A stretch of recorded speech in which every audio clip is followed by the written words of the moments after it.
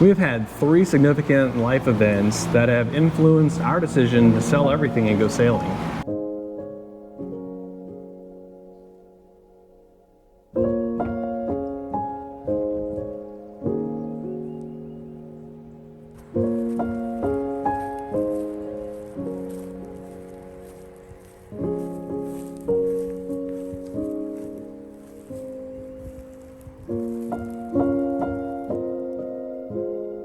My father suddenly died when he was away on a Publix manager's retreat just 1 year after I had graduated high school in 1995. I remember that day that I got the call. I was at work at Publix and my manager pulled me into his office and told me that my dad had been taken to the hospital and I needed to go home and I needed to be with my mom. I prayed all the way home that my dad would be okay. He was a strong Special Forces Marine who never ever got sick. I knew at that time this had to be serious. I got home and my mom was hysterical. We were quickly packing our bags to leave to go down to Lakeland when the phone rang. It was his best friend, and he told my mom that my dad had died. The next thing I know, I leaned over and emptied my entire stomach onto the garage floor. See, I grew up in an all-American, middle-class family. We went to church Sunday morning, Sunday night, Wednesday evening. I was the youngest of 2 girls. I had a pretty perfect childhood growing up. I would say growing up, I was probably closest to my father. I was a little boy he never had. He was my biggest cheerleader in life, and making him proud was huge for me. We worked together at Publix for 4 years before he died. My father left our home on a Sunday morning to go to the Publix manager's retreat near Lakeland. He came into my room that morning, and I pretended to be sleeping so I didn't have to get up and go to church. That was the last time that I ever heard his voice. His last words to me were, "I love you." And for him, which is really rare, because he didn't say it, because we just knew it. This is the first real loss that I had ever experienced. My strong Vietnam veteran father was gone. The next few months were a blur. I had just started my sophomore year of college, and I didn't realize the effect that it had on me until my boyfriend at the time was packing to leave to go visit his family, and I had a massive anxiety attack. From that point forward, I always had a hard time saying goodbye, and I felt like people in my life were gonna leave and never ever gonna return. My parents were supposed to grow old together. They were looking forward to their retirement, and in a moment, everything was gone.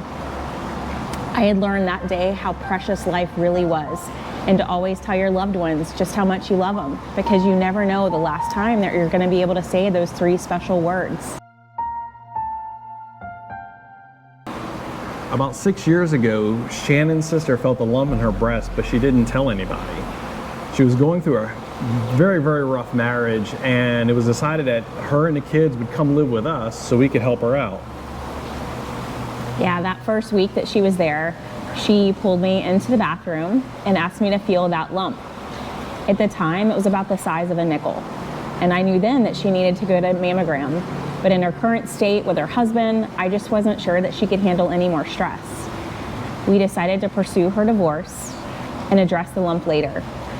Fast forward about 10 months later, she's living on her own with the kids and scheduled a mammogram. It was breast cancer. She had a mastectomy followed by a hysterectomy and seemed to be doing better. And we noticed the day of her breast reconstruction that she was jaundiced. She was sent to the emergency room and admitted. And over the course of the next 4 months, she continued just to get sicker and sicker and went from living independently to not being able to stand up to the bedside commode. In April of 2016, she decided that she didn't have the courage to overcome this mountain after everything that she had been through the past 20 years with her ex-husband, and decided to enter hospice care.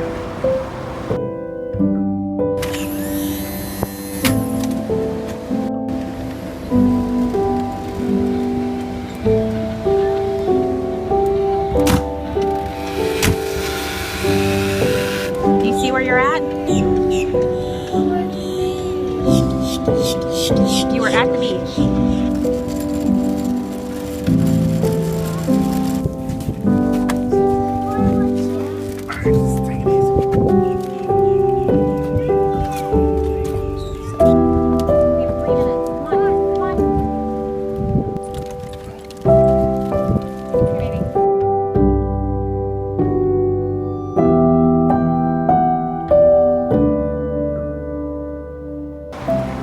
Shannon spent her 40th birthday discussing insurance issues and the fact that hospice was telling us that her sister wasn't dying fast enough to remain as an inpatient because her insurance only covered 30 days of inpatient hospital care. But sadly, she died on day 24.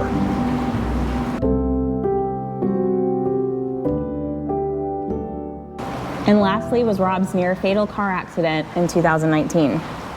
I was on my way to the dermatologist in October 8th, 2019. Their office was near downtown St. Augustine. It's about 29 minutes, 30 minutes from our house. When I left the house, the day was a bit cloudy, but it was not raining and the roads didn't appear wet. As I accelerated onto the interstate, well, this was the interstate entrance that I took on the day I got in my accident. I began moving from the right lane into the middle lane.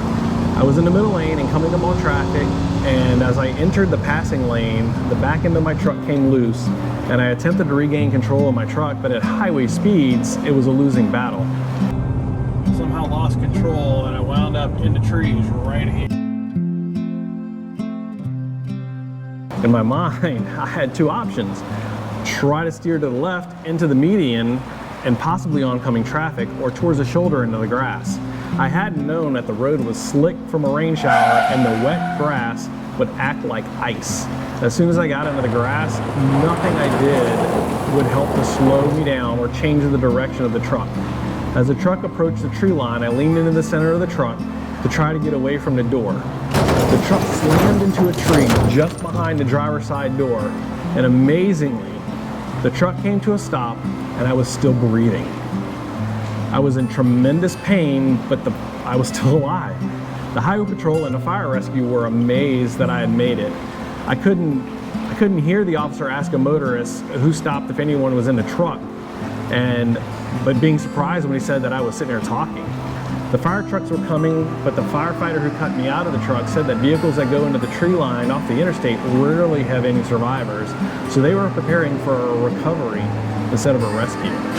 I was taken to the nearest hospital, then transported to the only level 1 trauma center around, UF Shands. I spent the next 5 days in the hospital. This is Dad when he finally stands and he sit back down on the bed. Say hi, Dad. Dad, say hi.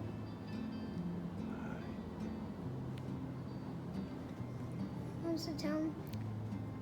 Hi. Dad just got up, stood up, took 5 steps sideways. A month at home recovering from a fractured pelvis and 4 broken ribs. Thankfully, I didn't have any internal bleeding or damaged organs.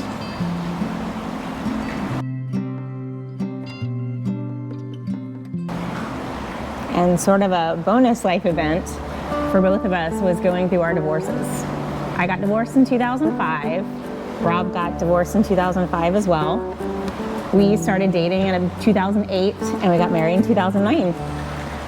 We've dealt with 2 exes that have not been very cooperative with co-parenting. We were always told what we could and couldn't do, where we could live, when we could go on vacation. So if you notice in the upcoming videos to the Bahamas, Rob's son Chase couldn't join us because his mom wouldn't allow him to get a passport. It's just been a really long 15 years of sharing kids. We had originally planned this amazing adventure for when Davis graduates high school. But after my car accident in 2019 and the stress of Shannon's job since COVID, we've decided to fast track our plans to the first feasible time, which will be when both of our shared kids graduate this year from high school in 2023. We're not getting any younger. We want to create memories with Davis and show him the world. We can finally live anywhere we want. We can travel anytime we want. So we want to take advantage of this time because we're not guaranteed tomorrow. That's the impetus for starting this channel, to document for our family our journey and to document our amazing travels. Everyone has struggles and big life events that alter the course of our lives. These are just some of our life-altering events that have propelled us to make the decision to do this. Thanks for watching and stay tuned for our next adventure.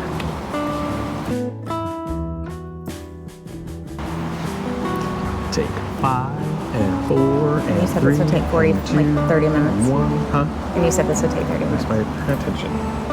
Look forward, don't look at me yet. What the heck? That's a lot of emotion, man.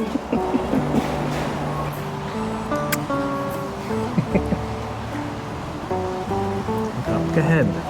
Why are you hitting my back? I'm slowing down. I can't read your mind. That's.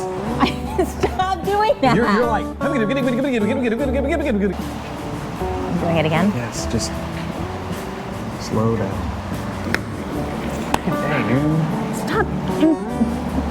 Deep breath, go. Oh God, who's this?